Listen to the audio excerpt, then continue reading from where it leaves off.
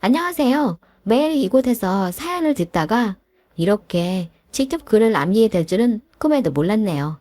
정말 살다 살다 이렇게 황당했던 일을 겪게 될 줄은 상상도 하지 못했지만 그래도 늘 이곳에서 많은 사연들을 접하면서 위로도 받고 같이 울고 웃으며 참 공감도 많이 되고 힘도 됐었거든요. 결혼한 지는 벌써 올해로 5년 차로 접어들었네요. 남편과는 소개팅으로 만나서 지금은 아들, 딸 하나씩 낳아서 누구보다 더 부러울 게 없이 잘 지내고 있는 엄마랍니다. 그래도 원래 다니고 있던 회사에서도 열심히 일한 덕분인지 그 능력을 인정받아서 지금은 워킹맘으로 일을 하고 있는데요.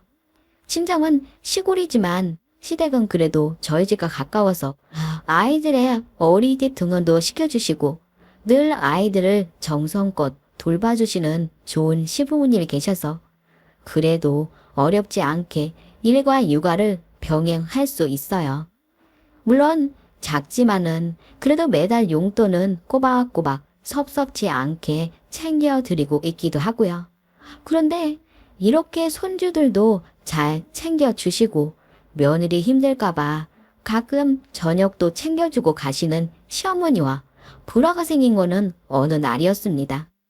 그날도 별일 없이 열심히 일을 하고 퇴근을 하려고 하는데 남편에게서 연락이 오더라고요. 퇴근을 하려고 준비를 하면서 문자를 확인하는데 오늘은 집에 가서 밥을 먹는 것보다 맛있는 것도 먹고 바람도 쐴 겸 밖에서 외식을 하는 게 어떻겠냐고 남편에게 연락이 온 겁니다. 여보, 오늘 오랜만에 맛있는 갈비 먹는 거 어때? 우리 그동안 너무 외식이 없었잖아. 갑자기 외식을 하자고? 좋지. 그래도 우리 어머님 아버님이 매일같이 애들 증하원 시켜주시고 돌봐주시는데 같이 먹는 건 어때? 연락은 내가 해볼게. 그럼 동생도 부를까? 동생에게는 내가 연락할게. 간만에 갈비 파티 한번 열어보자고. 그래서 오랜만에 외식을 하는 것도 좋겠다 싶어서 흔쾌히 알겠다고 했는데 왠지 둘이서 먹기가 미안한 거예요. 그래서 시부모님도 모시고 좋은 데 가서 저녁도 먹자고 했습니다. 남편에게는 남동생이 한 명 있는데 도련님도 때마침 퇴근 중이라서 저와 남편 그리고 도련님까지 먼저 저희 회사 앞에서 만나기로 약속을 잡았답니다. 외식 장소가 시댁 근처라서 시부모님께는 미리 식당 위치를 알려드리고 가족들끼리 간만에 외식을 하기로 했어요. 남편과 도련님이 저희 회사 앞에서 도착하자마자 제 차로 함께 이동을 하려고 하는데 갑자기 뒤에서 인기척이 들리더라고요. 어머 선배, 지금 퇴근하세요? 평소에는 회사에서도 봐도 아는 척하지도 않던 여자 후배가 저한테 말을 걸어오는 겁니다. 뭔가 어색하고 갑자기 왜 아는 척, 친한 척 하나 싶은 생각이 들었지만 그래도 반갑게 대꾸해줬죠. 응, 지금 퇴근하려고. 어서 들어가 봐. 대충 인사를 하고 남편과 도련님과 함께 차를 타고 외식 장소로 가려는데 계속 회사 여후배가 저희를 졸졸 따라오면서 말을 걸더라고요. 선배님, 그런데 선배 옆에 계신 훈남 두 분은 누구세요? 남편? 친구? 응, 아, 내가 소개를 깜빡했네. 이 사람은 내 남편이고 이분은 우리 도련님이야. 여보, 얼른 인사해. 같은 팀에서 일하는 후배야. 갑자기 평소 인사도 안 하던 불려시 같던 후배가 이날따라 제 옆에 꼭 붙어서 팔짱까지 끼며 친한 척 하는 건가 싶었지만 어쩔 수 없이 같이 있던 도련님까지 소개를 하게 되었네요. 대충 인사를 마무리하고 돌아서려는데 갑자기 이 후배, 제가 있는데도 도련님에게 관심이 갔는지 갑자기 말을 거는 거예요. 안녕하세요. 형수님이랑 회사에서 제일 친한 후배예요. 반가워요. 이렇게 잘생기고 멋있는 도련님이 있으셨다니 진작 소개해달라고 하기가 그랬나 봐요. 네, 안녕하세요. 멋지지는 않은데? 도련님도 저만큼이나 당황을 하는 기색이 역력해 보였는데, 그래도 여 후배가 저렇게 눈웃음을 살살 치면서 칭찬을 해주니까 기분은 좋은가 보더라고요. 비꼬고 싶지는 않았지만 저 불려시 같은 후배 회사에서도 여우짓 하기로 유명하거든요. 우리 가족 외식 때문에 빨리 가봐야 하거든. 지금 시부모님도 기다리고 계셔서 인사는 이쯤 하고 내일 회사에서 보자. 먼저 갈게. 어머, 외식하세요? 좋겠다. 저는 집에 가서 매일 라면만 끓여 먹는데 괜찮으시면 저도 한 끼로도 되나요? 이것도 인연이잖아요, 선배. 제가 대충 상황을 마무리하려는데 이 불려시 같은 여 후배가 계속해서 저희 가족 외식 자리에 끼려고 하는 겁니다.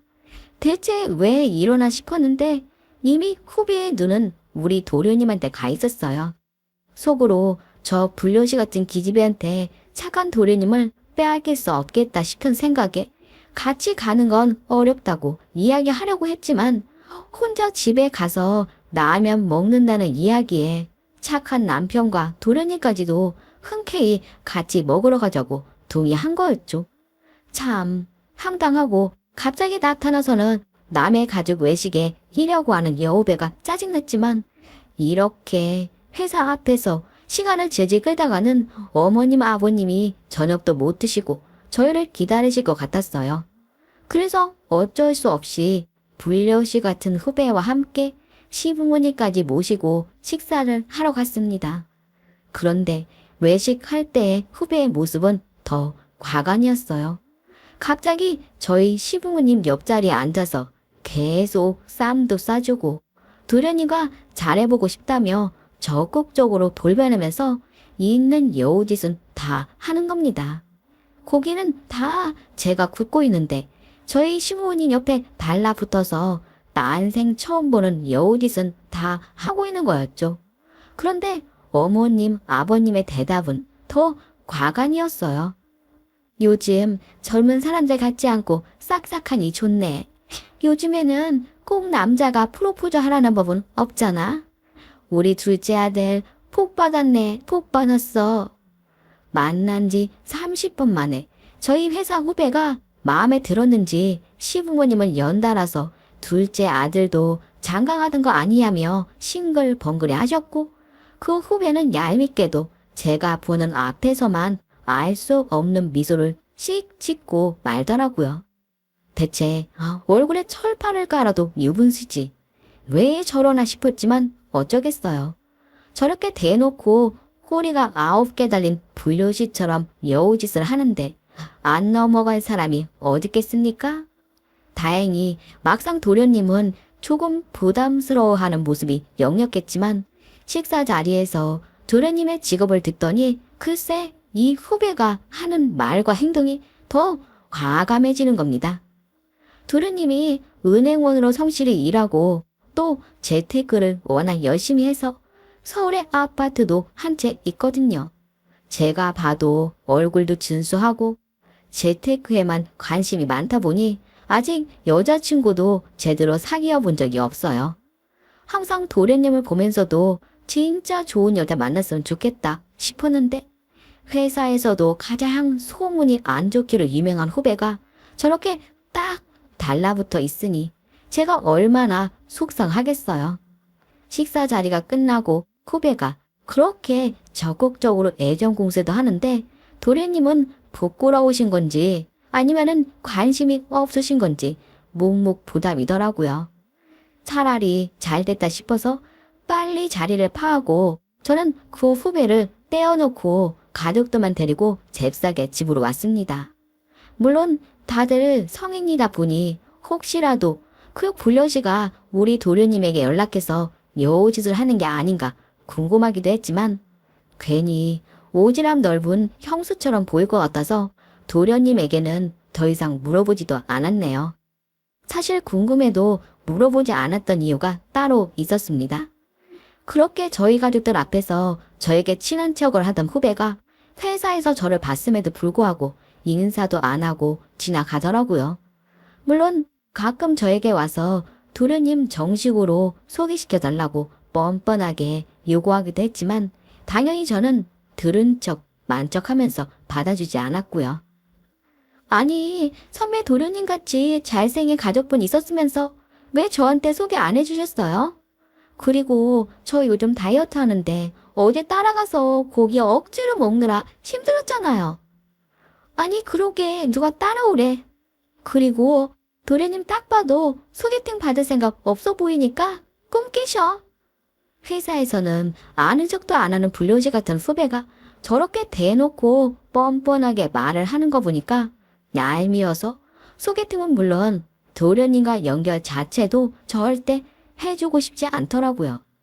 그렇게 몇 번을 제 옆에 붙어서 소개 노래를 부르더니 잠잠해진 거 보니 차였나 싶은 생각이 들었어요.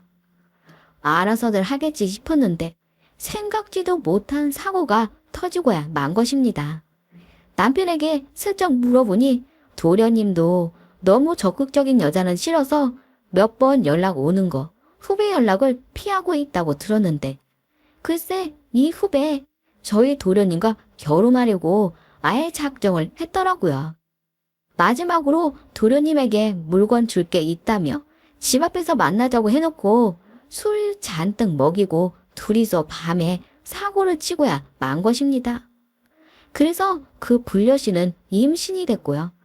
갑자기 회사에서도 아는 척도 안 할 만큼 비호감이던 후배가 저희 동서가 된다는 생각에 온몸에 소름이 돋고 너무너무 싫더라고요. 그리고 결국 이렇게 임신이 된 마당에 어떻게 둘이 헤어지라고 할 수도 없는 노릇이잖아요. 그렇게 불려씨는 저의 동서가 되고 저는 형님이 되었습니다. 역시 여우짓은 변하지 않는다고 시부모님 옆에 딱 달라붙어서 임신해서 이거 먹고 싶다, 저거 갖고 싶다 하는 게 참 얄밉더라고요. 어머님, 저 아기는 아들로 낳으셨으면 좋겠어요. 딸로 낳으셨으면 좋겠어요. 요즘 통 입맛도 없고 먹고 싶은 게 없는데 어머니 맛있는 거 챙겨주세요.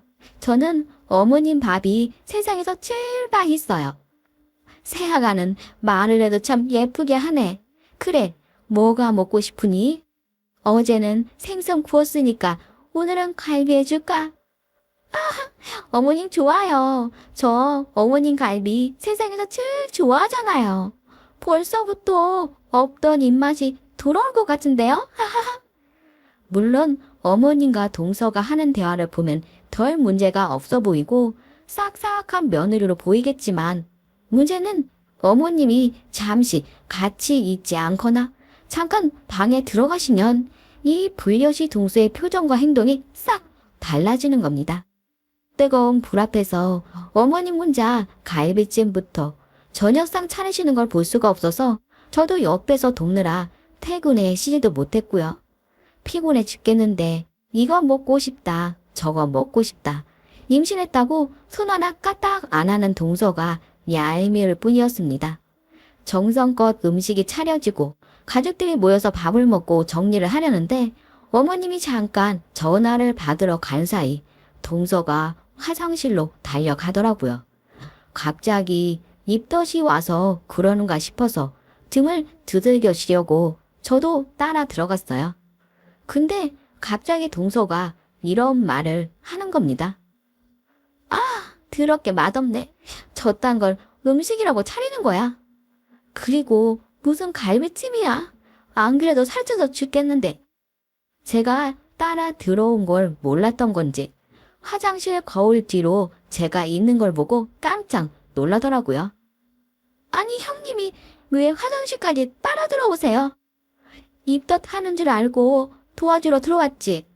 그런데 방금 한 말 설마 진심 아니지? 어떻게 며느리 밥상까지 차려주신 시어머니에게 고마워하지도 못할 망정 저렇게 못되게 이야기하는 건지 궁금해서 잘못 들은 거겠지 생각하면서 다시 재짝 물어봤어요. 그랬더니 눈 하나 깜짝 하지 않고 말하더군요. 아니요, 저 진심인데요. 저녁 8시가 넘었는데 여자가 이 시간에 고기 먹는 게 말이 돼요? 아, 형님이 그래서 살이 찌셨구나. 그리고 저 맛대가리 없는 갈비찜을 뭐가 맛있다고 다들 쩝쩝대면서 먹는 건지 정말 이딴 입맛도 떨어지겠어요. 뭐라고? 동서, 그게 지금 할 말이야. 퇴근하고 갑자기 어머님이 저녁 먹자고 하셔서 있는 걸로 차려 먹으려고 한 건데 동서가 입맛 없다고 맛있는 거 해달라며. 해달라고 할 때는 언제고 어머님이 힘들게 밥상까지 차려주니까 되도 않는 말을 해. 버릇없이? 버릇이요? 형님, 착한 척 하지 마세요. 아무리 용을 써도 어차피 어머님은 제 편이에요. 끝까지 따박따박 싸가지 없이 말대꾸하는 동서에게 화도 나고 당장 기싸대기를 올리고 싶었지만 임신했는데 어쩌겠어요. 임산부인데 억울해도 참아야죠. 그러면서도 마음은 사실은 당장 문 앞으로 나가서 가족들에게 둘째 며느리가 이런 사람이다 고래고래 소리치고 싶었지만 이 불려씨가 또 말 바꾸면서 자기 편 만들 게 뻔한데 화가 나도 참을 수밖에 없었네요.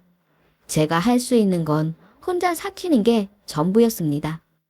사실 남편한테도 말할까 싶었는데 이미 도련님과 저 불려씨가 결혼할 때부터 저 혼자만 극구 반대를 했던 터라 괜히 이런 이야기 하면은 저만 나쁜 사람이 될 것 같은 느낌이 드는 거예요. 그렇게 언젠가 아기 낳고 나면 정말 가만두지 말아야지 이만 빠득빠득 갈고 있었네요. 그렇게 며칠이 흘렀을까요? 제가 동서를 별로 좋아하지 않는다는 걸 가족들도 눈치를 챈 건지 웬만한 큰 집안 행사가 아니면은 저를 따로 부르지 않으셨어요. 그리고 불려시 갔던 동서도 어느 순간 회사에서 보이지 않아 물어보니 몸이 무거워져서 회사를 그만뒀다고 하네요. 아니, 임신 3개월에 몸이 무거워져 봤자지만 그래도 컨디션이 안 좋아질 수 있으니까 그냥 그러려니 했습니다. 더 이상 관여하고 싶지도 않았고요. 그렇게 며칠이 지나고 잠잠해지는가 싶었는데 우연히 동네 마트에서 동서와 마주치게 된 거예요. 평소 같았으면 모른 척 했겠지만 그래도 가족 사이가 된 지금은 모르는 척 하는 게 쉽지가 않더라고요. 동서, 뭐 사러 온 거야? 그냥 아는 척만 했을 뿐인데 저를 보더니 화들짝 놀라더라고요. 아, 깜짝이야. 놀랬잖아요. 과일이 먹고 싶은데 남편이 오늘 퇴근이 늦는다고 하네요. 그래서 직접 사러 갔어요. 힘들어 죽겠네. 먼저 아는 척을 해도 저렇게 반응하는 걸 보니 참 사람은 쉽게 변하지 않는구나 싶은 생각이 들었는데 뭔가 동서 모습이 낯설은 거예요. 이제 슬슬 임신한 지 5개월쯤 접어들었을 텐데 배는 안 나와 있고 살은 더 빠져 보이는 게 뭔가 임산부 같지가 않았어요. 물론 옷이 헐렁하고 큰 걸 입어서 그렇게 보이는 건가 싶은 생각에 잘못 봤나 싶었는데 여자의 촉이 있잖아요. 왠지 임신한 것 같지 않다는 거 말이에요. 그렇게 마트에서 장을 보고 나오는데 동서가 갑자기 자기 허리를 잡더니 저를 부르는 거예요.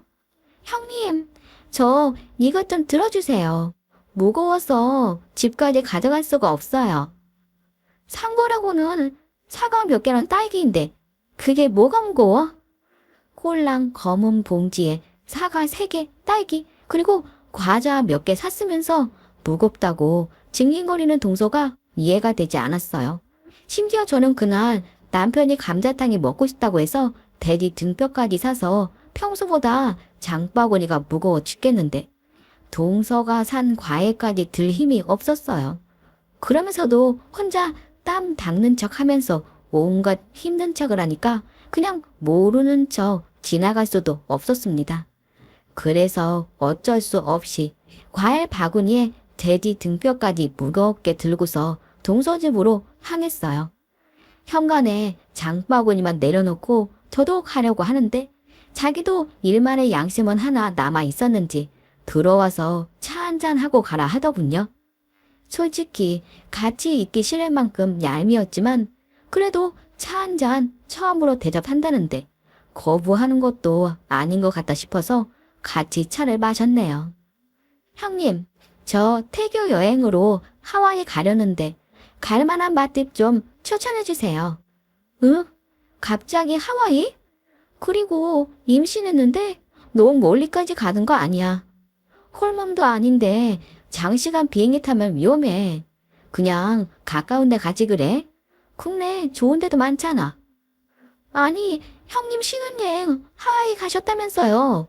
저도 아기 낳기 전에 꼭 가보고 싶어서 그래요. 그래도 어머님이 아시면은 한 소리 하실 텐데. 추천은 해줄 수 있지만 동서 몸이 힘들까봐 그런 거지. 이미 비행기는 다 끊어놨어요. 그러니까 괜찮은 곳 추천이나 해달라고요. 그냥 제가 괜찮다는데 왜 그러세요? 대화가 잘 되나 싶었는데 또 본인이 원하는 대답이 안 나왔다고 확 돌변하는 거예요.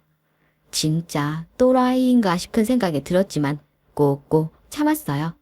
그러면서도 이 시국에 굳이 해외여행을 가겠다고 하는 동서도 이해가 되지 않았고 무엇보다 볼수록 임산부 같지 않은 배며 몸매며 뭔가 수상쩍은 게 한두 가지가 아니었어요.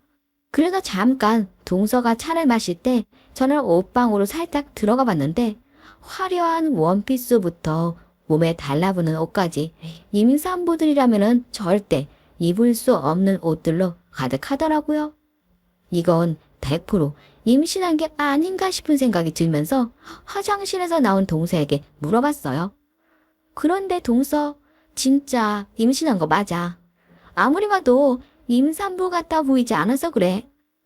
형님, 또 무슨 말씀을 하시는 거예요? 제가 식단도 조절하고 몸도 관리하니까 다른 뚱뚱한 임산부랑은 비교하지 말아주실래요? 아, 그래? 난 동서가 설마 임신한 걸 빌미로 도련님이랑 억지로 결혼하려고 한 거 아닌가 싶어서 물어봤어. 아니면 됐어. 뭐라고요? 그럼 제 임신이 지금 거짓말이라는 소리예요. 저도 원래부터 동서를 싫어해서 그런지 좋은 말이 안 나오더라고요. 그래서 속으로만 생각했던 말들이 저도 모르게 입 밖으로 튀어나와 버렸어요. 그래, 이판사판이다 싶은 생각에 그냥 톡 까놓고 말하면서 동서의 티셔츠를 위로 젖어봤어요. 물론 제 행동이 잘한 건 아니지만 이거 진짜 임산부가 아닐 것 같다는 생각이 확신으로 바뀌면서 윗옷을 들춰봤네요. 그런데 무슨 복대 같은 게 채워져 있고 아이를 가졌다는 여자의 배가 하나도 안 나와 있는 겁니다. 형님, 이게 무슨 짓이세요? 동서는 놀란 나머지 저를 밀쳐내려고 발악을 했고 당연히 동서보다 키가 10cm나 큰 제가 밀려날 리가 없었지요. 동서, 임신한 거 뻥이지? 진짜 미친 거 아니야? 저는 확실한 증거를 잡자마자 동서를 향해 쏘아대기 시작했어요. 저 사실 유산했어요. 나중에 어머님 아버님에게 말씀드리려고 했는데 도저히 말할 용기가 안 나서 아직 말씀 못 드렸어요. 뭐라고? 유산? 난데없이 유산했다는 소리를 들으니 황당하기도 했지만 이 말들이 모두 사실이라면 제가 너무 미안한 거예요. 갑자기 눈물을 흘리면서 유산 소식을 저에게 이야기하니 저도 당황해서 어쩔 줄 몰랐네요. 동서, 미안해. 나는 그것도 모르고 해외여행 간다는 것부터 어머님이 보내주신 음식들까지 잘 먹지도 않고 자꾸 다이어트 얘기만 하니까 임신이 거짓말인 줄 알았어. 제가 왜 그런 걸로 거짓말을 해요? 저 유산하고 나서 회사도 그만두고 요즘 살고 싶지가 않아요. 그래서 하와이 여행 티켓도 예약한 거고요. 그럼 미리 말을 하지 그랬어. 배도 안 나왔는데 갑자기 코로나 시국에 해외여행 간다고 하니까 걱정돼서 그런 거 아니야. 정말 미안해, 동서. 결국 제가 손이 발이 되도록 동서에게 빌면서 미안하다고 하고 겨우 집으로 돌아왔네요. 그리고 동서가 도련님과 함께 시부모님에게 찾아가 이 사실을 다 말한다고 이야기했고요. 유사한 소식을 갑자기 접한 집안은 당연히 분위기가 좋지 않았고요. 내심 손주를 기다리시던 시부모님도 실망을 하셨는지 내색은 하지 않지만 그래도 말씀하실 때마다 아쉬움이 묻어나는 게 느껴졌어요. 그렇게 며칠이 지났을까요? 저도 최근 생리가 없어서 왜 갑자기 생리를 안 하나 싶어서 혹시나 하는 마음에 산부인과를 갔더니 셋째를 가졌다는 거예요. 저는 둘째 키우는 것도 버겁다 싶어서 사실 셋째는 바라지도 않았고 막막하기만 했거든요. 당연히 이 소식을 접한 시부모님은 동서의 유산 소식 이후로 새 손주 소식에 반가우셨는지 뛸 듯이 좋아하시더라고요. 왠지 모르게 동서에게 미안한 마음이 들기도 했지만 역시나 사람은 변하지 않나 봅니다. 또 엄청난 일이 벌어질지 뭐예요. 이렇게 된 이상 새 남매의 엄마로 살아야겠다 싶은 생각에 일을 하면서도 틈틈이 육아 준비도 하고 나도 이제 회사를 그만두고 아이 셋을 제대로 키워보려고 계획을 짜고 있었거든요. 그러던 어느 날 어머님에게 연락이 온 거예요. 큰아가, 몸은 괜찮지? 엄마가 너 좋아하는 소고기 사놨다. 와서 저녁 먹고 가. 네, 어머님. 저 오늘은 일찍 끝나니까 얼른 건너갈게요. 갈 때 과일 좀 사갈까요? 어머님, 뭐 드시고 싶으세요? 그래도 평소 어머님과 사이가 좋았던 저였기 때문에 저도 어머님이 좋아하는 과일이라도 하나 챙겨가려고 하는데 갑자기 이런 말씀을 하시는 거예요. 아가야, 둘째가 딸기가 먹고 있다고 하는구나. 올 때 그럼 딸기 좀 부탁하마. 네? 동서가 집에 와 있어요. 어머님이 드시고 싶은 걸 말씀하셔야죠. 또 어느새 시댁에 가서 어머님에게 여우짓을 하고 있는 건지 임산부인 제가 지금 어머님이 드실 것도 아닌 동서가 먹고 싶은 딸기를 사가고 싶겠어요. 짜증이 확 몰려왔지만 그래도 뱃속에 있는 아가를 생각하며 딸기를 사서 시댁으로 향했어요.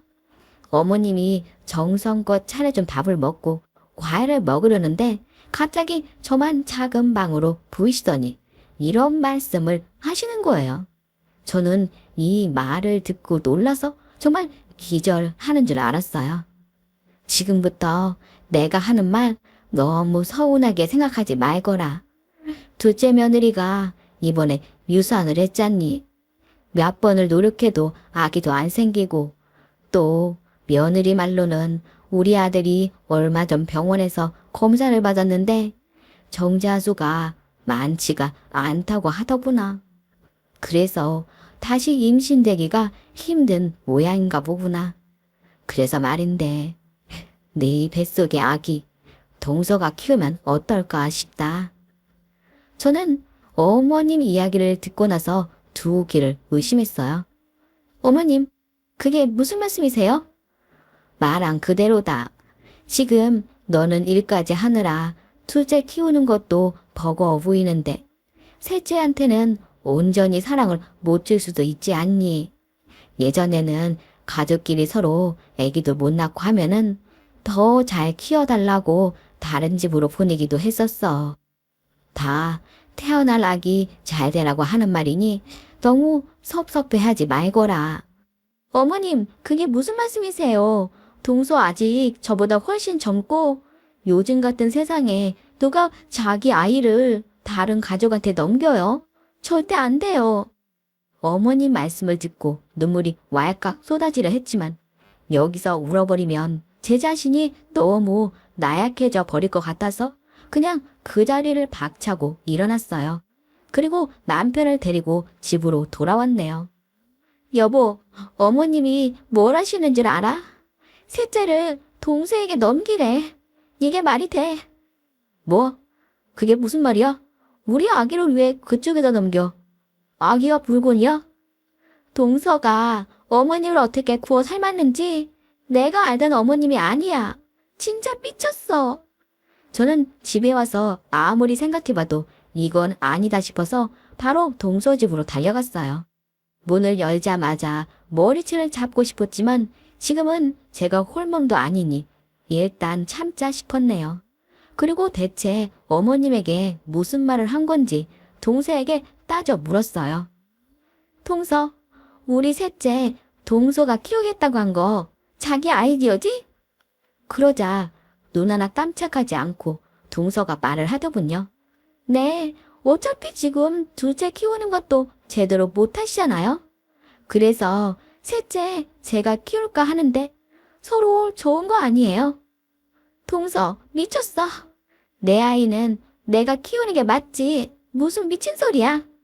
그리고 애를 그렇게 갖고 싶으면은 직접 낳아. 나보다 나이도 어리고 젊잖아. 뭐가 아쉬워서 애를 달라고 이 난리야. 형님, 애기 낳으면은 몸 망가지잖아요. 형님, 거울 좀 보세요. 뒤태만 봐도 형님 몸매 완전 아줌마예요. 저는 절대 그렇게 살고 싶지 않거든요. 뭘 하고 이게 동서 진짜 모습이지? 정말 미쳤어. 너 유산한 것도 거짓말이지? 애초에 몸 망가질까봐 임신한 것도 다 뻥이잖아. 그냥 진실을 얘기해. 아, 그걸 이제 하셨어요? 회사에서도 그렇게 둔하더니 여기에서도 이러시네. 여자가 너무 눈치 없고 곰 같으면 남자들 바람 피워요. 그러니 몸에 좋은 거 많이 먹고 건강한 아이나 낳아주세요. 이런 매특기. 화가 나서 저도 모르게 동서의 머리채를 잡고 흔들어 버렸네요. 동서는 제가 임신해서 그런지 제 머리채를 잡으려다 주춤하는 모습이 보였지만 저는 열이 받아서 더 신나게 동서 머리채를 잡고 흔들며 바닥에 패대기 쳐버렸어요. 정말 너는 미쳤어. 이건 사기 결혼이야. 동서 정체 내가 가족들에게 다 알릴 거야. 한번 해보세요. 어차피 증거도 없잖아요. 오늘 일은 제가 어머님한테 말씀은 안 드릴게요. 그러니 몸 챙기시고 아기나 낳아서 저 주세요. 어차피 어머님이 알아서 뺏어 올 테지만. 진짜 이 여자가 무슨 말을 하는 건가 정신도 못 차리고 정말 미쳤다 싶은 생각만 들었어요. 한 공간에 같이 있는 것조차도 싫어서 울면서 혼자 집으로 돌아왔는데 남편이 물어보더라고요. 대체 그 집에서 무슨 일이 있었냐며. 저는 집에 돌아오자마자 이 모든 사실을 남편에게 다 말해줬어요. 그렇게 따지는 걸 못하던 남편도 제 이야기를 듣더니 씩씩대면서 가만두지 않겠다고 했는데 제가 말한 게 사실이 맞냐고 재차 묻는 걸 보니 100% 믿는 것 같지가 않더라고요. 진짜 이럴 때 증거를 제대로 잡아왔어야 동서를 이 집안에서 쫓아내는 건데 억울하기도 하고 체력 소모도 심해서 쉬고 싶은 거예요. 그리고 뱃속에 있는 아이가 이 사실을 다 들었을 걸 생각하니 미안하기도 하고요. 그래서 혼자 방으로 돌아와 쉬려고 하는데 아까 몸싸움 할 때 5단에서 휴대폰 버튼이 잘못 눌린 건지 이 모든 상황이 다 녹음되어 있었던 거예요. 심지어 동서가 임신했던 것도 그리고 유산했던 것도 다 거짓말이라고 했던 것까지도요. 진짜 이건 하늘이 주신 기회다 싶어서 남편을 데리고 곧장 시댁으로 향했어요. 그리고 동서에게도 당장 시댁으로 건너오라고 이야기했는데 글쎄 언제 온 건지 시어머니 옆에 딱 달라붙어서 제가 머리채 잡은 이야기를 하고 있는 거 있죠. 어머님도 저를 더 이상 못 믿겠다는 눈치로 흘겨보시는데 참을 수가 없었어요. 그래서 내 아들 뺏으려는 동서와 오히려 셋째를 동서에게 주라고 부추겼던 시어머니에게 그대로 녹음이 된 휴대폰 파일을 들려줬습니다.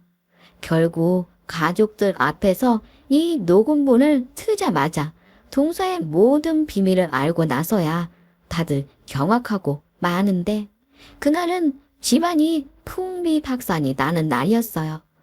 도련님도 그럼 임신부터 유산까지 다 거짓말이었냐며 화를 내며 길길이 날뛰었고요. 당연히 시부모님도 충격을 먹으시고는 이런 사기꾼을 집에 들일 수 없다며 동서를 내쫓아 버리셨어요. 물론 무릎을 꿇고서 저 녹음 파일은 조작된 거라고 끝까지 뻔뻔하게 거짓말하는 동서의 말을 가족들이 들어줄 리가 만무하고요. 그렇게 동서는 이혼을 당하고 나서도 몇 번이나 도련님을 붙잡았지만 처음부터 사랑해서 결혼한 여자도 아니고 이런 엄청난 거짓말까지 하면서 자기 가족들에게 붙어있는 그 여자가 무섭기까지 하다며 당장 손절쳤어요. 불려시 같은 동서가 나가고 나서부터는 저희 집안에는 다시 평화가 찾아왔어요. 다행히 시부모님이 받았을 적잖은 충격도 이제는 많이 사그라들었고요. 왜냐하면 제가 아끼던 얼굴 예쁘고 착한 심성까지 가진 지인을 도련님에게 소개시켜줘서 지금은 결혼해서 애도 낳고 잘 살고 있거든요. 지금 생각해보면 막장 드라마 같은 이야기지만 두 번 다시는 겪고 싶지도 그리고 상상하고 싶지도 않네요. 저도 물론 건강한 시대를 출산해서 행복하게 잘 살고 있답니다. 그리고 별로 궁금하지는 않았지만 그 불려시 옛 동서는 본인이 했던 모든 일들이 주변 사람들에게까지 알려져서 얼굴을 들고 다니지 못한다고 하네요. 이런 걸 보고 자업자득이라고 하죠. 날씨가 이제 제법 선선해졌는데 다들 감기 조심하시고요.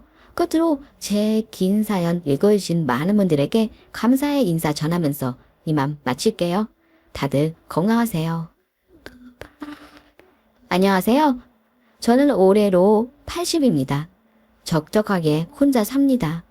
빨리 딸 곁으로 가고 싶은데 아직도 건강합니다. 귀도 잘 들리고 이도 튼튼하고 다리도 튼튼하고 신께서는 이런 저의 건강을 제 딸에게 반만 나눠주시지. 저에게는 긴 생명을 주시고 제 딸은 그리 빨리도 데려가셨는지 야속합니다. 딸을 보내고 저는 노인복지관을 다닙니다. 집에서 혼자 시간 보내기 적적했는데 나이 들어가는 비슷한 노인들끼리 그림도 그리고 노래도 부르고 종이 접기도 하고 요가도 하며 시간을 보냅니다. 그러다 글을 가르쳐 주시는 선생님이 글을 써보라고 공책을 한 권 사주셨습니다. 무슨 얘기를 쓸까 생각하다가 사랑하는 딸의 이야기를 써보기로 결심했습니다. 저는 가난한 집에 장녀로 태어났습니다. 동생이 무려 6명이나 돼서 학교는 무슨 하루에 한 끼는 보리밥을 먹고 또 한 끼는 고구마를 먹었습니다. 하루에 3끼를 먹는다는 것은 상상도 못했습니다. 언덕을 2번 넘어야 하는 학교로 간다는 것은 꿈도 못 꾸고 겨우겨우 한글만 떼고 살았습니다. 홍기가 찾아 저희 부모님은 저를 후처로 파셨습니다. 그때 당시 돈 한마지기에 쌀 5가마니 지금이야 돈도 아니지만은 그때 당시는 엄청난 돈이었습니다. 고향에서 멀리 떨어진 마을이었는데 그 부잣집 마님이 아들을 낳지 못했답니다. 그래서 저는 그 집 며느리가 아니라 그 집에 아들을 낳아주러 들어간 거죠. 시인 어른은 당시 60세였는데 친절하셨습니다. 마님은 저에게 말 한마디 말도 건네지 않았고 옆에 지나가면 찬바람이 불 정도로 쌀쌀 맞으셨습니다. 저는 60세 쥔 어른과 잠자리를 해서 아이를 가졌습니다. 집안 경사라면서 온갖 대접은 다 받았습니다. 따뜻한 방에서 잠을 자고 깨끗한 옷을 입었습니다. 끼니마다 쌀밥에 생선을 먹었습니다. 태어나서 이런 호강은 처음이었습니다. 그런데 뱃속에 아이가 10달도 채우지 않았는데 나오려고 하는 겁니다. 그때는 뱃속 아이의 성별을 모르던 시절이죠. 동네 산파가 와서 아이를 봤는데 고추다, 아들이다 하니까 주인 어른이 엄청 좋아하시는 겁니다. 그러다 한 10분이 지났을까요? 제 몸에서 아이가 한 명이 더 나오는 겁니다. 삼파가 놀래서 쌍둥이다, 딸이다 그러는 겁니다. 주인 어른이 깜짝 놀라더니 두 번째 나오는 아이를 보고 어찌할 바를 모르는 겁니다. 문 밖에 있던 주인 마님이 들어오셨습니다. 두 번째 나온 아이가 딸인 것을 확인하시더니 누가 아들 낳으랬지 쌍둥이 낳으라 했어? 하면서 목소리를 높이셨습니다. 그러더니 아들만 품에 안아 데리고 나가 버리셨습니다. 삼파가 저를 보더니 아이고 이 불쌍한 거사 아들만 낳았으면 만인자리도 넘봤을 텐데 하필 쌍둥이요. 그것도 남녀 쌍둥이. 저는 딸아이랑 있고 주인마님은 전물일 때만 아들을 보여주었습니다. 눈칫밥을 먹느라 아들 얼굴이 어떻게 생겼는지도 모르고 밥을 먹어도 코로 들어가는지 입으로 들어가는지 눈치를 보며 사는데 몸 풀고 딱 100일이 지나니까 주인마님이 딸을 데리고 이 집에서 나가라고 하더군요. 유교 사상이 강한 집이라서 남녀 쌍둥이를 받아주지 않을 거라는 예상을 했지만은 막상 나가라고 하니 갈 곳이 없어서 막막했습니다. 그리고 어린 것들도 눈에 밟혔습니다. 아들이야 이 집에서 호강하고 살겠지만 딸은 무슨 죄입니까? 이 집안의 씨가 맞는데 주인 어른과 마님이 무서워서 말대꾸 한마디를 못하고 저와 딸은 쫓겨났습니다. 그때 주인 어른이 무섭게 한 말씀 하셨습니다. 멀리 멀리 가서 살아라. 이 집 근처에도 오지 말아라. 만약에 집에는 얼씬거렸다가는 무사하지 못할 거야. 그래도 방 한 칸 얻을 돈을 주어서 저는 연신 고맙다고 머리를 조아렸습니다. 뻔한 친정 살림을 알면서 그것도 혹을 달고서 친정으로 갈 수는 없었습니다. 저는 어린 핏덩이를 데리고 무작정 서울로 올라갔습니다. 그 돈으로 작은 쪽방 하나를 얻고 아이를 업고 다니며 닥치는 대로 허드렛 일을 했습니다. 여관 청소일도 하고 터미널 화장실 청소도 하고 목욕탕 청소도 했습니다. 힘들었지만 딸이 있으니 세상 행복하고 세상 무서울 게 없었습니다. 그런데 돈이 웬수더군요. 일을 해도 가난을 벗어날 수는 없었습니다. 어린 딸은 못 먹어서 그런지 또래보다 작았습니다. 딸아이 3살 때 온몸에 두드러기가 일어난 적이 있었습니다. 그때 살던 집이 햇볕 한 줌 들어오지 않고 곰팡이가 많아서 그런지 딸이 가렵다며 몸을 긁기 시작했습니다.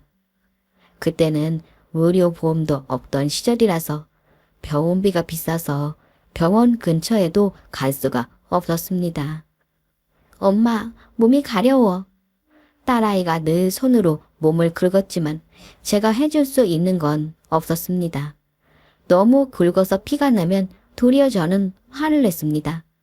한 번은 몸을 너무 긁길래 손을 천으로 돌돌 묶어 놓기도 했습니다.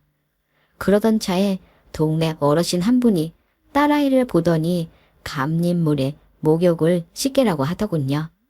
그래서 감잎을 주워다 말려서 따뜻한 물에 풀어 딸아이를 씻겼습니다. 6개월 내내 이 짓을 했지만 소용이 없었습니다. 딸아이 몸뚱이에는 늘 여기저기 피가 맺혀 있었습니다. 돈이 없어 병원도 못 가고 제대로 먹이지도 못해서 딸아이는 또래보다 키가 아주 작았습니다. 8살이 되자 딸아이가 국민학교를 들어갔는데 한글도 빨리 깨우치고 공부도 곧잘 따라하는 겁니다. 중학교도 좋은 성적으로 졸업을 하고 당시에는 성적이 좋은 아이들만 가는 상업고등학교에 시험을 봐서 당당히 합격을 했습니다. 그때 교복 입은 딸아이가 어찌나 이쁘던지 둘이 사진관에 가서 사진을 찍었습니다. 그 모습을 영원히 간직하고 싶었습니다.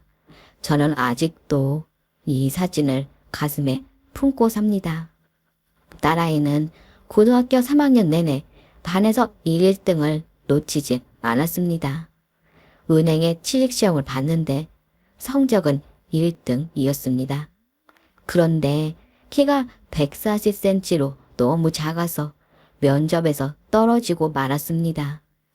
몇 군데 은행 시험을 더 봤지만 역시나 성적은 1등인데 면접에서 다 떨어지고 말았습니다. 담임 선생님도 아쉬워하면서 작은 공장의 격리를 추천해 주셨습니다. 공장에서 일을 하자 피부병이 다시 도지기 시작하는 겁니다.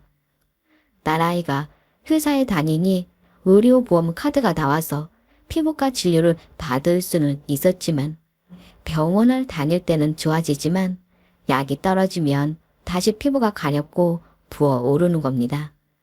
의사는 공장의 화학약품들이 몸에 좋지 않은 것 같다며 회사를 옮기라고 하더군요. 그런데 직장 잡기가 어디 쉬운가요? 이 공장도 어떻게 들어간 건데 의사 말을 무시하고 공장을 계속 다녔더니만 피부에서 고름이 나기 시작하고 더 심하게 아파오는 겁니다. 참을성 좋은 딸이 참다 안 되겠는지 어느 날 저에게 말을 하는 겁니다. 엄마, 나 일 그만둘래. 너무 힘들어. 할 수 없이 딸과 저는 시골로 이사를 갔습니다. 저는 산에 올라가 피부에 좋다는 약초를 캐다가 딸아이에게 다려 먹였습니다. 공기 좋은 시골에서 살아 그런지 1년도 되지 않아서 딸아이의 피부는 많이 좋아졌습니다. 엄마, 나 이제 안 가려워. 나가고 싶어. 일하고 싶어. 읍내에 일자리 있나 알아볼게. 그래서 딸아이와 같이 읍내로 나가 일자리를 알아봤는데 이 시골에 농사일 말고 무슨 일자리가 있겠습니까? 그러다 저러다 딸아이 일자리는 잡지 못하고 읍내에서 여러 사람들을 알게 되어서 친하게 되었습니다. 그 중에서도 마을 건너에 사는 또래 아줌마 하나가 자신도 객지에서 살다 왔다며 저와 딸아이에게 엄청 잘하는 겁니다. 여름에는 방울토마토랑 옥수수를 주시더니 가을에는 고구마를 한 바구니를 주시는 겁니다.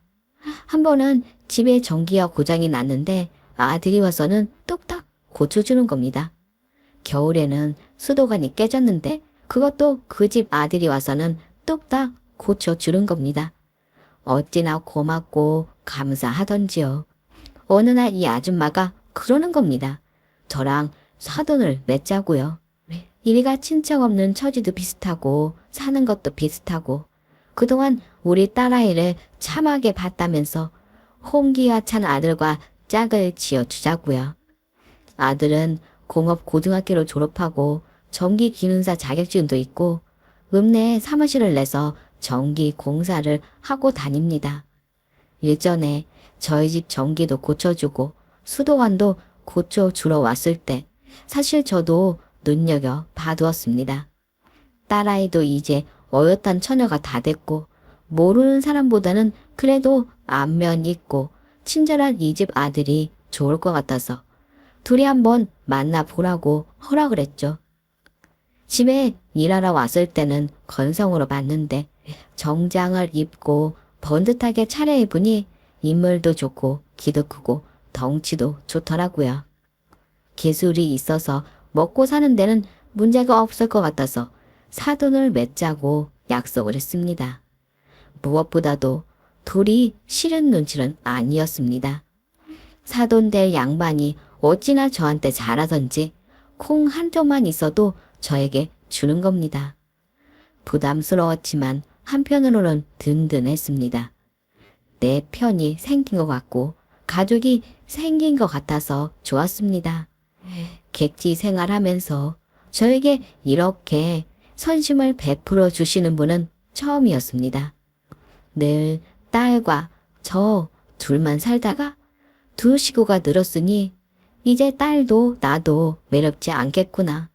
가족이란 이런 거구나. 세상 부러울 곳이 없었습니다. 엄마 잘못 만나 고생만 하고 산 내 딸. 돈만 있었으면은 그 곰팡이 핀 집에서 살지 않았을 텐데. 그럼 피부병으로 고생도 안 했을 텐데. 잘만 먹였어도 키가 150cm만 넘었어도 번듯한 은행에 취직했을 텐데. 이 무식한 엄마 때문에 고생한 내 딸 인생이 이제야 피는구나.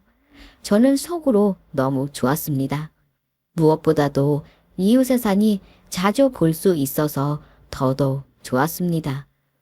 저는 하나 있는 자식이니 결혼식을 예식장에서 올려주고 싶었습니다.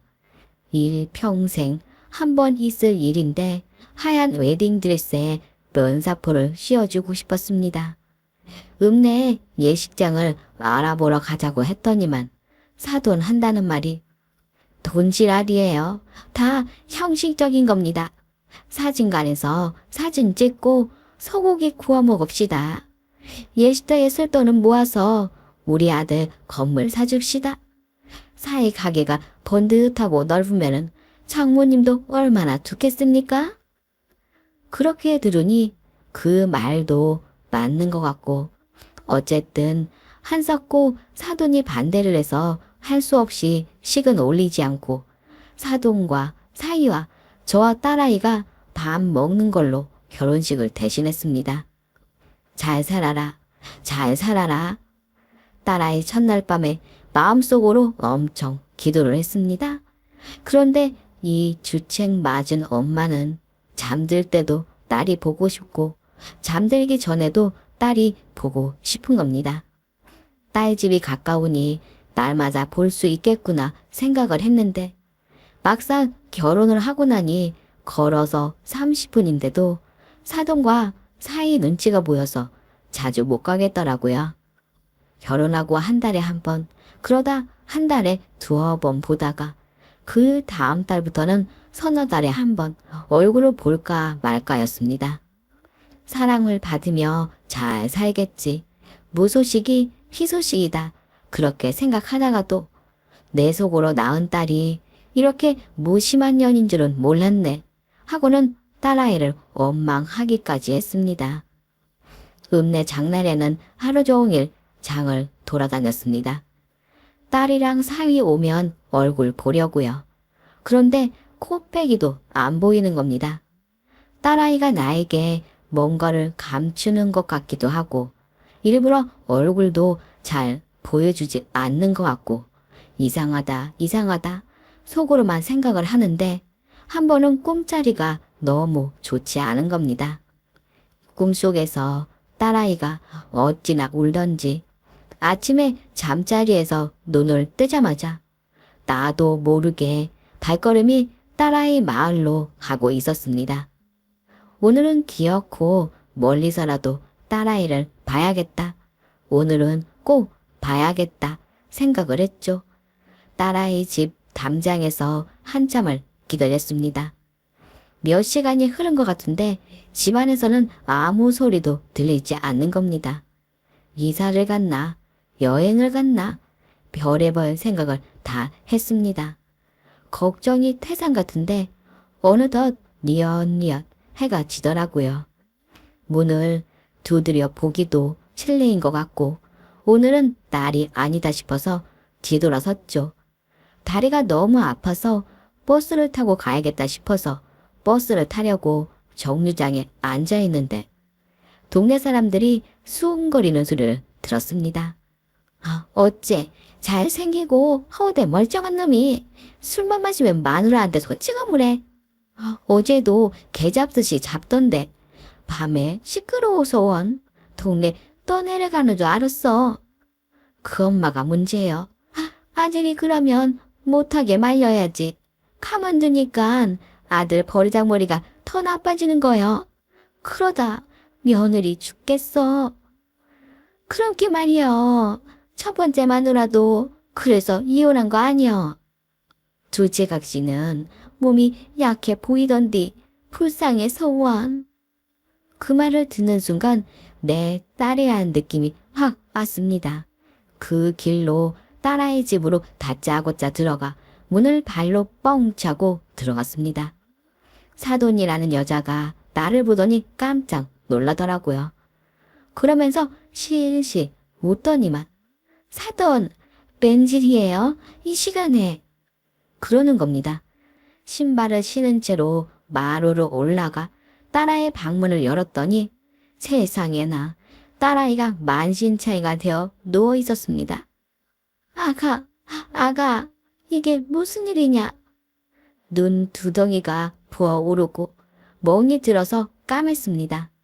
얼굴 여기저기 살이 찢어져서 피가 흘러 뭉쳐 있더라고요.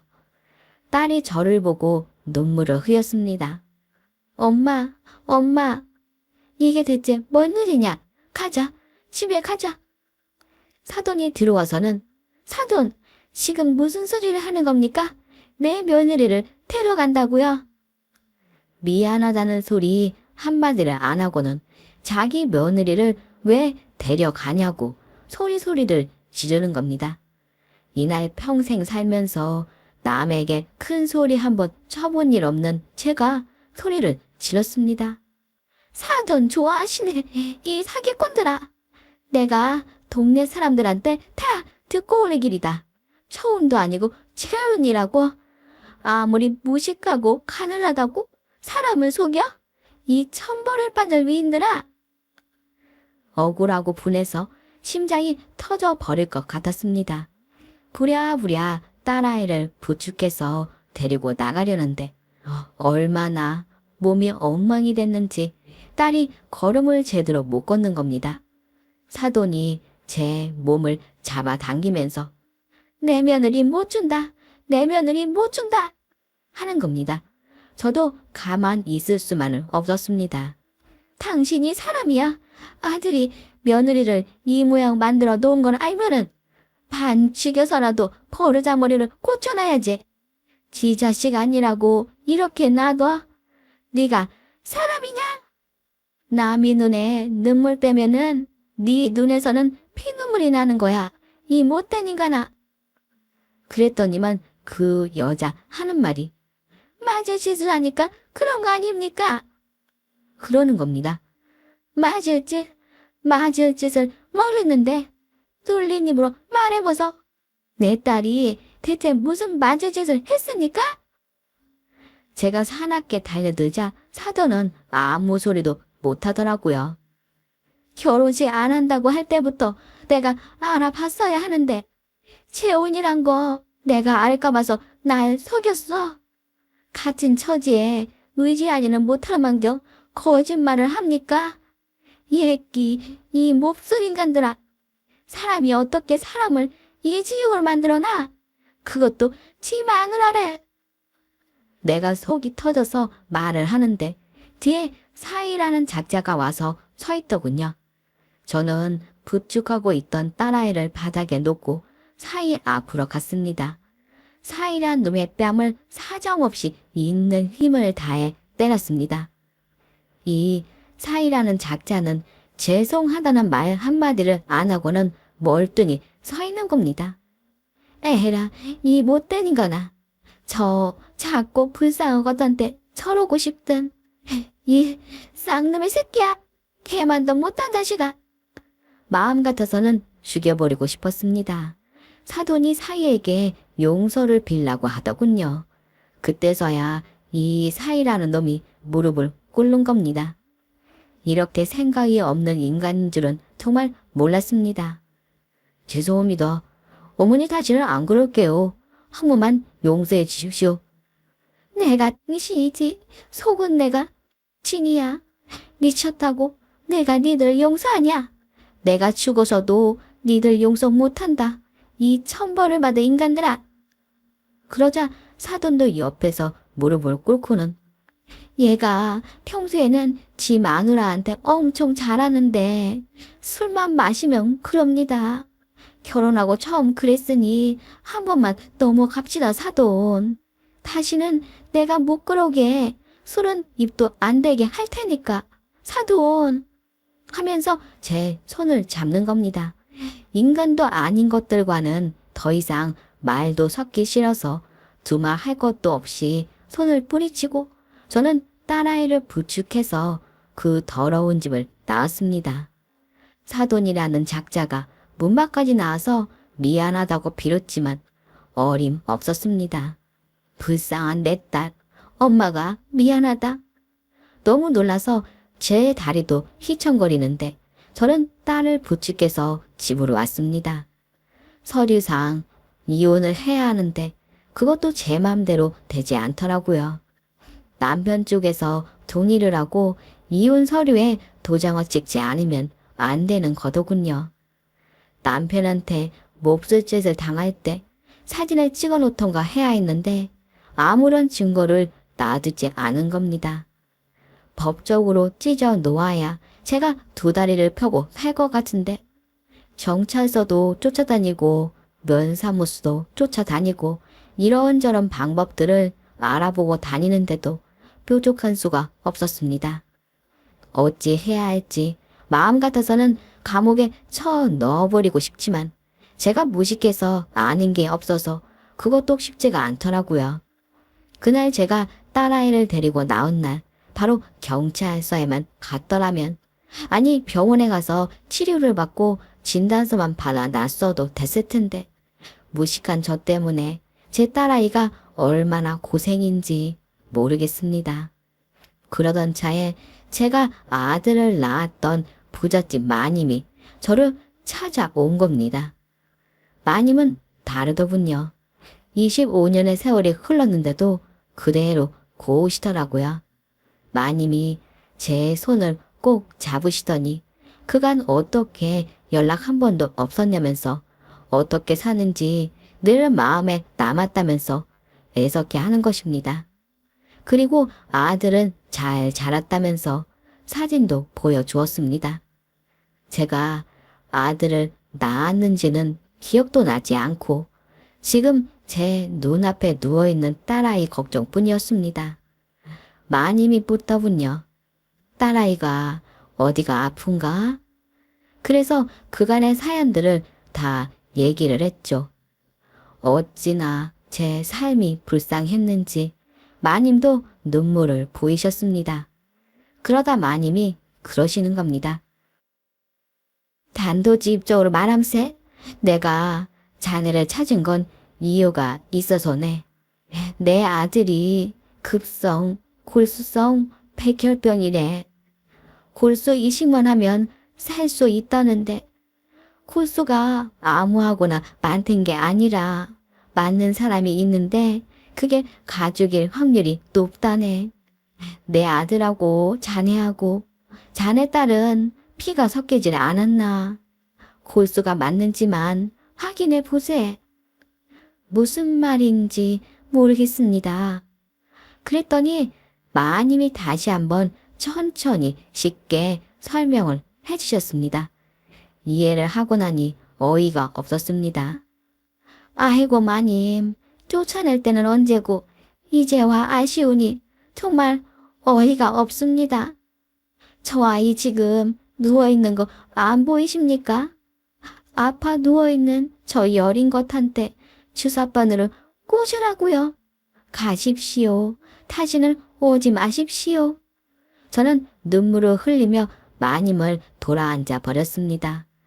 그랬더니 마님 하신다는 말씀이 자네 듣자 하니 이혼 준비한다면서 그런데 남자 쪽에서 안 해준다며 이혼이 일방적인 줄 아나? 쉬운 줄 아나? 자네랑 자네 딸이 일단 골수 검사만 하면은 내가 변호사 사서 이혼 성사시켜 줌세. 골수가 맞아서 이식 수술을 하면은 살해하겠네. 꼭. 그때 저는 귀가 뻥 뚫렸습니다. 딸이 골수를 빼든 말든 사인지 뭔지 저 나쁜 놈 소나기에서 벗어날 수 있다는 것만으로 뭔 짓이든 할 것 같았습니다. 저는 마님에게 말했습니다.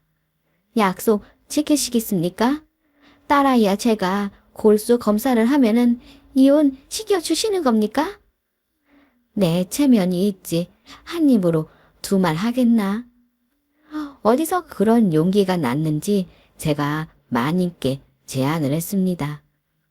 둘 중에 한 명이 골수가 맞으면 수술하겠습니다. 대신 서울에 집 한 채 사주세요. 큰 집이 아니라 비바람만 막으면 됩니다. 딸아이야 제가 두 다리만 펴고 살면 됩니다. 그런 집 하나만 사주세요. 그랬더니 마님이 흔쾌히 승낙을 하시는 겁니다. 마님은 함께 온 기사를 불렀습니다. 서류를 작성하고 저는 지장을 찍었습니다. 역시 돈 있고 배운 사람들이 움직이니까 다르더라고요. 그 어렵던 이혼 조정이 일사천리로 진행이 되는 겁니다. 딸과 저는 골수 검사를 신청했고 제가 먼저 골수 검사를 받았습니다. 뭐가 뭔지도 모르고 병원 침대에 누웠더니 뼈에 주사를 놓더라고요. 뼈에 주사 바늘이 들어가는데 엄청 아팠습니다. 내가 이렇게 아픈데 내 딸은 어떡할까? 괜히 한다 싶었습니다. 속으로 기도를 했습니다. 딸아이 몸에 주사바를 꽂지 않게 내 골수가 아들에게 맞아라. 그렇게 수도 없이 기도를 했는데 불행히도 저랑은 골수가 맞지 않았습니다. 약속대로 며칠 뒤에 딸아이도 수술대 위로 올라갔습니다. 그런데 이게 무슨 일입니까? 쌍둥이라서 그런지 아들과 딸아이의 골수가 맞는다는 것입니다. 마님은 좋아하면서 서울에 집을 사주겠다면서 당장 수술을 하자는 겁니다. 당시 딸아이 몸이 너무 좋지 않아서 시간을 좀 더 달라고 부탁을 드렸죠. 그런데 그 시간을 기다리면 아들이 또 나빠지는 거라 어쩔 수 없이 딸아이는 긴 수술을 하게 됐습니다. 마님의 눈에 제 모녀가 너무 딱해 보였나 봅니다. 저와 딸아이에게 몸보신 하라면서 사골도 끓여다 주시고 삼계탕에 전복죽에 온갖 호강을 다 누렸습니다. 골수 이식 수술을 하기 위해 딸아이가 입원을 했습니다. 몸이 약골이기는 하지만 수술에는 문제가 없을 거라고 의사 선생님이 말씀하셨습니다. 수술 뒤에는 잘 먹고 푹 쉬면 문제가 없을 거라고 하셨습니다. 드디어 수술 날짜가 다가왔습니다. 수술은 5시간 정도